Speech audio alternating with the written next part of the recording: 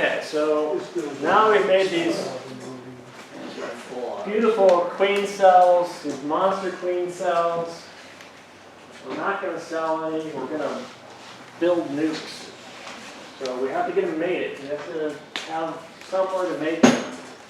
So we have mating nukes set up. And Ruth brought some in. She's got a couple here. We got this little styrofoam mini nuke, double styrofoam mini nuke, standard nukes.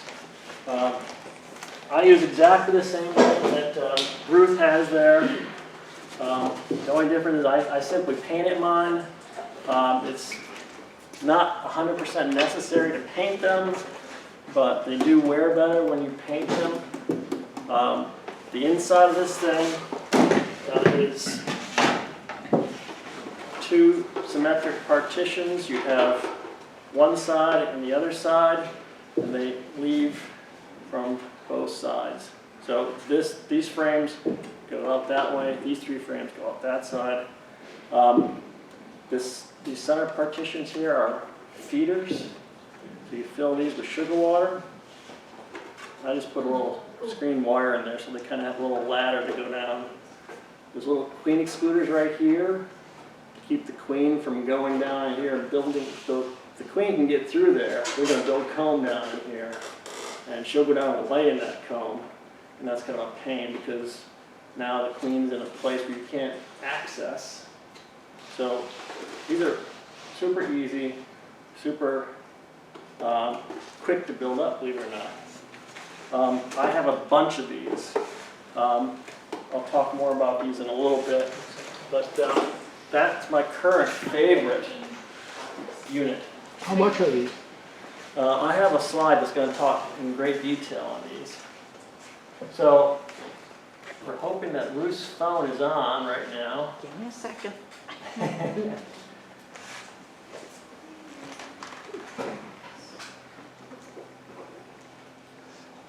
It is on.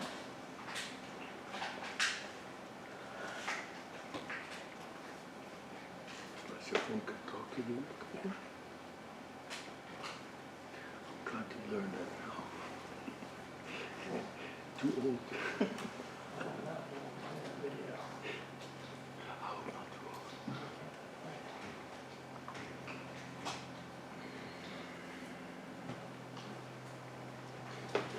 To move the queens from these springs to regular. It's not one job. It's going to be another job. These springs are not the same size as. There's ways to work.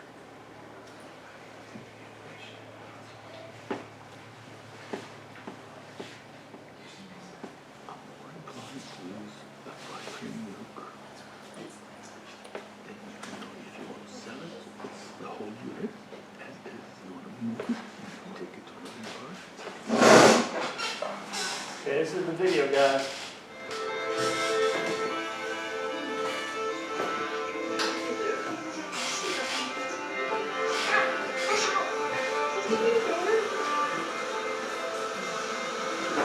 Are they funding or what? The I movie film. don't really got this film. That looks kind of CGI to me. But that looks real.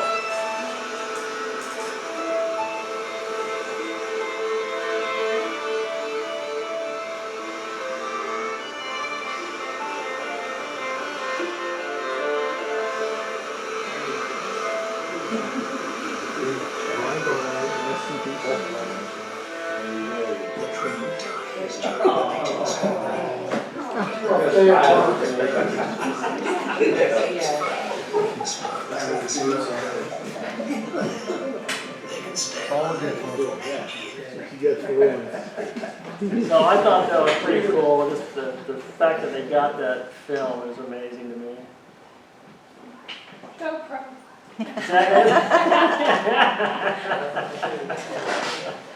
Nice. So that's what you're trying to make happen, right? With getting queens mated. So on day 14, we talked about this numerous times already. You take that right queen cell out of the cell builder,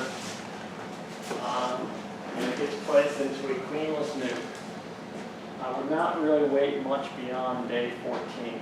Day 15 maybe, day 16 you're just asking for trouble. Because all these cells are in the cell builder. Day 16 is when she's emerged. It's it's been a stretch of really hot weather. She may emerge a day early. And again, we talked about the ones that emerge are ones that are the oldest when you graft, not necessarily ones you want to keep. Day 14 cells are pretty tough. There's a video out by this QueenRearing place down in South America. They graft on beeswax cups. It shows them holding the cell bar basically like this, running a knife, and just slicing them off and then dropping on the table. So if they make that number of queens and they can handle that, they should be able to handle anything you guys dish out to them. But I would still recommend handling them with care. I still try to carry the cells in the vertical position, the way they were drawn out and the way they pupated. So keep them vertical if possible. It's more important not to expose them to extreme temperatures. Again, it's 92 to 93 is the temperature queen cells are incubated at. Anything above that is dangerous. 96 and above, you pretty much guarantee the queen's going to die. Queen in that cell is going to die. I once did some requeening. Sometimes you got to admit mistakes. I had my new queens on the tailgate of my truck. So I had a good number of queens there. I was leaving there while I was planting them, just kind of coming back. And it was a bright, sunny day. And about the fourth one after I placed, I go back and I pick one up and it's dead in the cage. I'm like, oh my gosh. Just the heat of being on the tailgate was enough. And it wasn't like 100 degrees out either. It was in the 90s. But just the radiant heat from that tailgate, it killed the queen. So that was a bad day for me. So don't do what I did there. Keep them either in your cab, air conditioned, or some space where they're not going to get hot.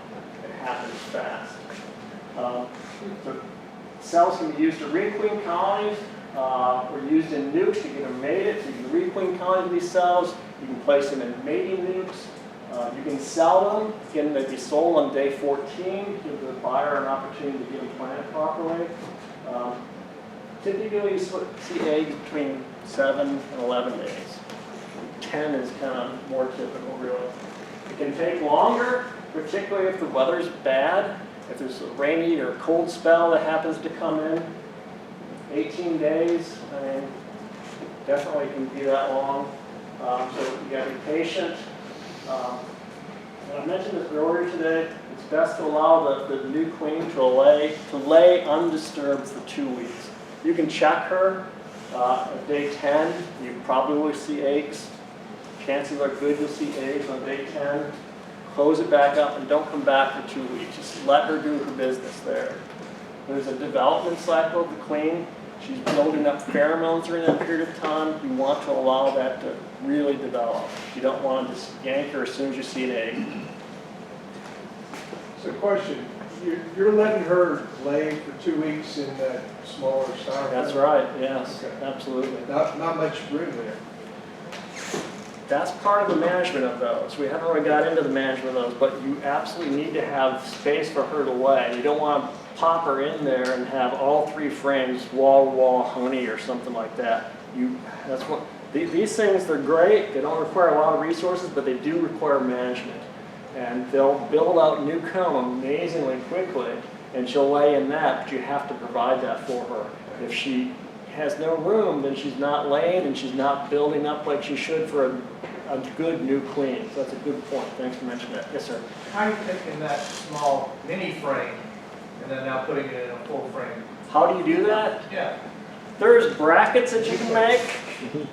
So you can stick these things. I've seen these things stuck together like this with a little bracket to hold the ends together and a regular long bar that sits right inside a nuke. You can do that. But what I do is I'm making so many of these things, I'm just taking frames and transferring them into new nukes. That's how I do it. So I don't really have to build those out.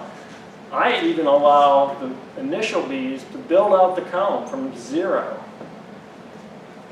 I don't put those in like colonies to have them draw out the comb or fill them with brood. I just foundation, bare foundation, 2 cups of bees, and the cell.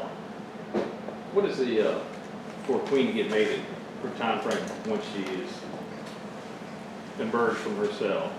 So if the weather's bad, for example, and she can't get out, let's say it rains for, whatever, whether, or, it turns cold. What's her Her drop mating- dead period, basically? Yeah.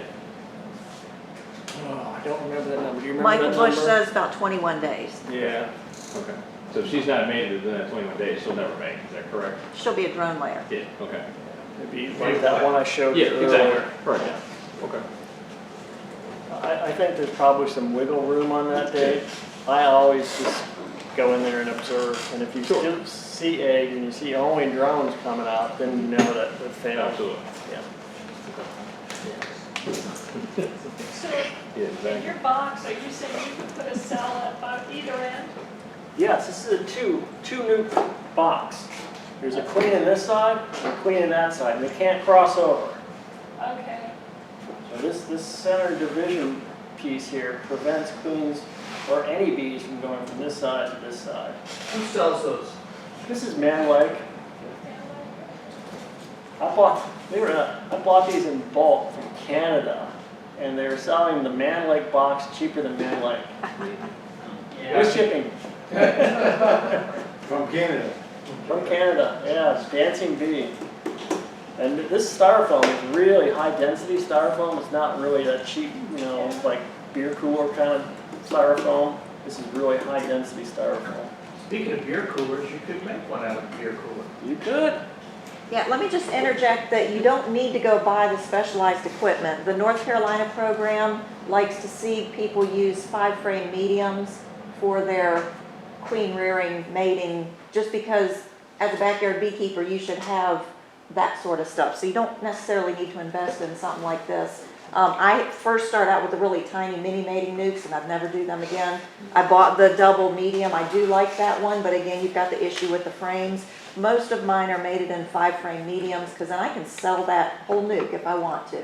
Or you could make it double. Yes, you can, with a Make two division board, entrances, one at yes. either end, and go put a partition. Yeah, so don't get hung up on the, styrofoam mating nukes, because you don't have to have those. Yeah, what I mentioned earlier today is, this is, most of my queens are mated in something like this. It's a deep box with division boards here. I can make three framers by putting a division here and here. If I get a fail on one, I pull the division board out, so I'll have a 5-frame here and a 5-frame here. So there would be a single division board in the middle, so these two would be pulled out. So again, that's kind of consistent with what Ruth just said, that this allows you to stick with standardized equipment. You don't have to buy these little things here. The nice thing about that, though, it takes 2 cups of bees to start that. So you get a mated queen and 2 cups of bees.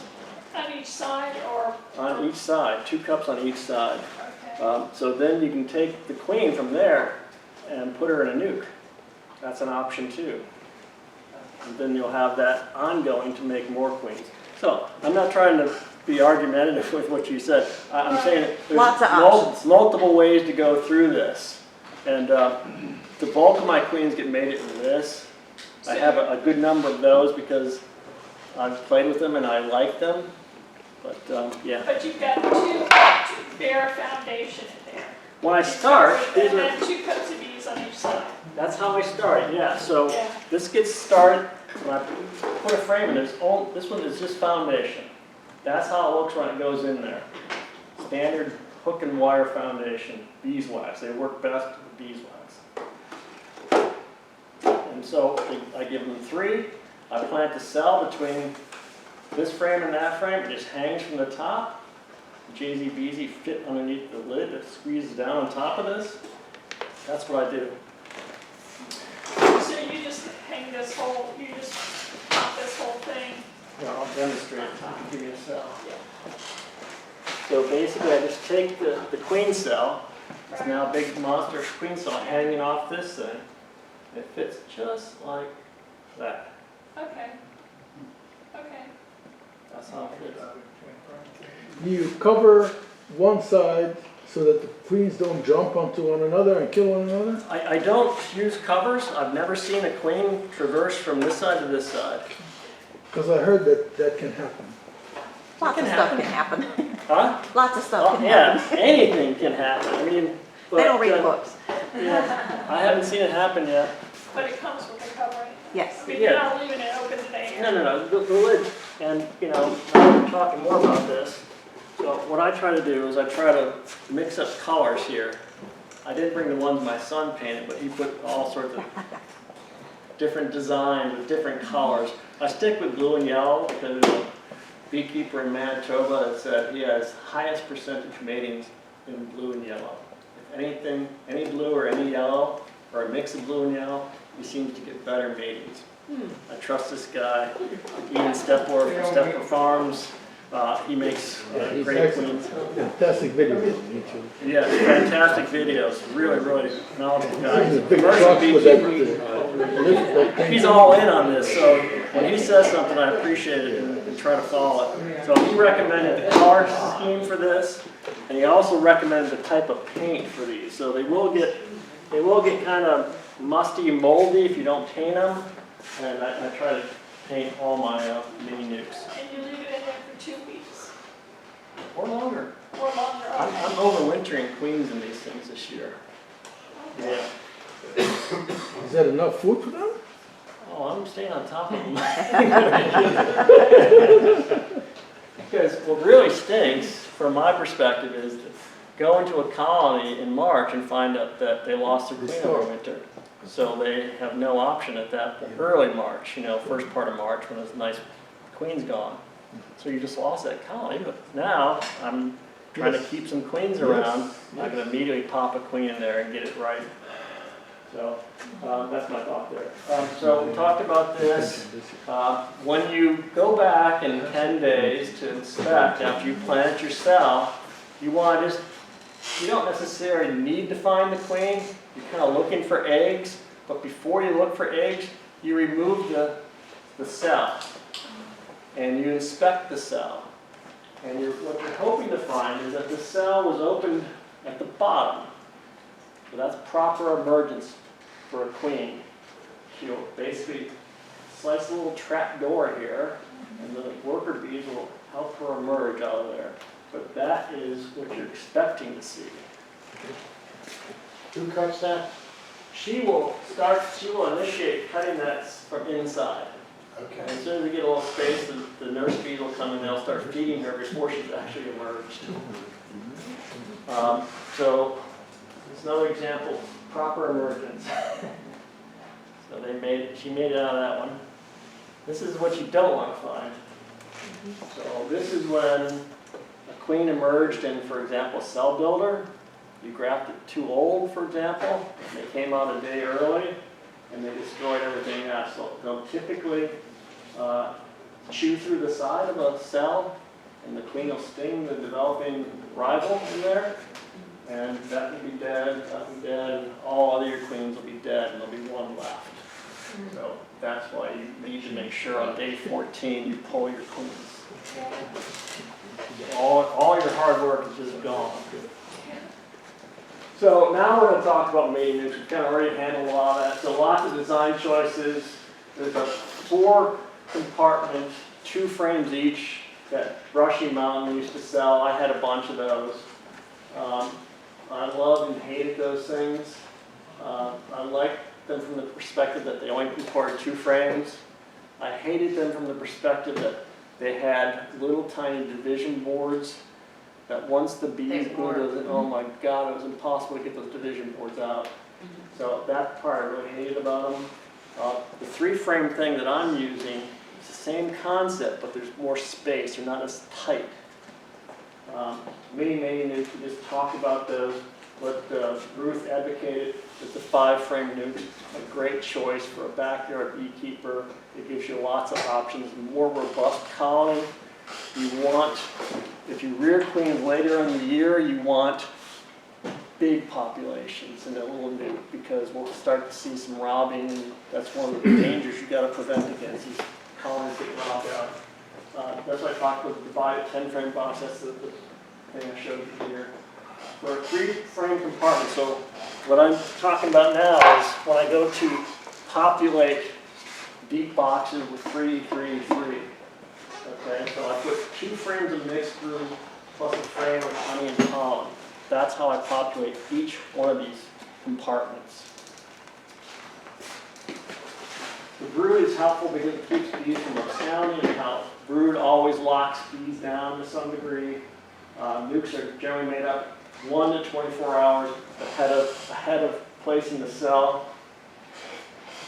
You can do it almost immediately, but giving the bees a little time cleanless is helpful, just because if you introduce the cell instantaneously after you put the bees in there, they may not fully recognize your cleanless and they may attempt to tear down the cell. So you want to give them a little cleanless time. You want to make sure there's plenty of young bees in any mating nuke you set up. An extra shake of bees basically accounts for any field bees that you lose back to the parent colony, because backyard beekeepers are doing this in your yard, single yard, so any bees that get in there that are field bees are going to go back to where you got them from. It's best to do this just prior to the beginning of the honey flow. Why do I say that? That's what it's for. Everything is easier during the honey flow. Buildup is easier. You don't want to just kind of wait till July to start your nukes. You can do it. It's harder. It's harder on the bees. Dragonflies? So, oops, sorry? Dragonflies will be there? Dragonflies will be there. From a variety of perspectives, it's harder. So doing it during a flow, early in the flow, is best. Bees are happy during the flow. As soon as June 15th comes around, not so happy anymore.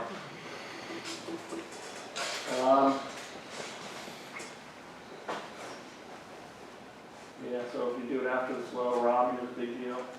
And I don't know about you guys, small hive beetles can be a pain. Anytime bee density drops in any situation, the number of bees per unit area in a frame, whenever that drops, small hive beetles step up to take care of your mistake. Yes, I think you've covered it, I apologize, but the blue and yellow box there, how long can you leave the queen in there? So let's say I made it early, but want to have, queens available in July or so. If one of my queens die or they swarm, how long? So it takes management. You have to make sure there's always room for her to lay.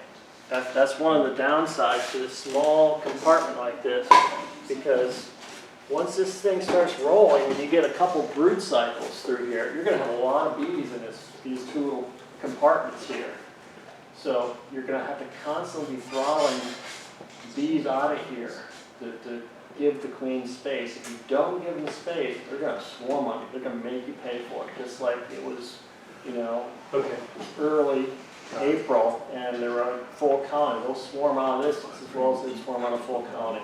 So you have to throttle back the population, and that kind of requires that you have other places to put this. So either you do something like Tarek was saying, you have some sort of device, you put this in a different style colony, or you have more of these boxes. So it kind of is self-propagating once you get into the system, because you can pull honey and you can stick it in a freezer and you can keep those. I have a bunch of these frames full of honey right now that I'm swapping out into these queens that I'm overwintering in these boxes. But brood is a harder thing to deal with. Okay, thank you. We almost have to go on. Okay, so Yeah. as we talked, let's see here. So when you place your mating nukes, you should definitely have them placed so that the entrances point in different directions. That styrofoam box does that by design. Separate nukes would handle that. The system I put together does not necessarily do that because I have this one and this one. So what I do is when I paint this, I have kind of a vertical line here I paint, and I have a design on this side and a design on that side. For most times, it works pretty doggone well. I rarely will lose a queen, but it happens. And on the other side of the box is just a single entrance, so that's good. But yeah, separate directions are good. The smaller the nukes, the more difficult it would be to manage temperature, pest, and just basic hive defense. Again, small hive beetle or something you always need to be aware of with small nukes. Hive bee density is good. Always want to maintain hive bee density. You can, when we talked this morning about that 5-frame nuke, if you're only going to make one round of queens, after you get to day 14, you can take the raw material on it and make nukes. So you can use those to make the nukes. So that's an option. You need some other resources to put together, but that will get you a good way there. So we've already talked about this in fairly, probably more detail than I had initially planned to. I paint it with this product. It's a Rust-Oleum paint. This is again that Manitoba beekeeper. He said, use this product, Rust-Oleum Protective Enamel. It's an oil-based paint. Like oil-based on styrofoam? But that styrofoam's different. It handles the enamel paint. And that box was painted 2 years ago and looks almost new. So it works extremely well. So mating yards, this is probably something you guys aren't going to deal with. Ideally, I have different mating yards. You guys are going to be doing this in your backyard basically. So I'm going to kind of skip over this really. Basically, I have a radius around my colony and a bunch of different drone yards, but this is not something that I expect you guys to be able to do. But ask yourself a basic question. Are there desirable drones in 2 miles of your mating nukes? And you guys are probably not going to know the answer to that, so just assume that there is and see what you get.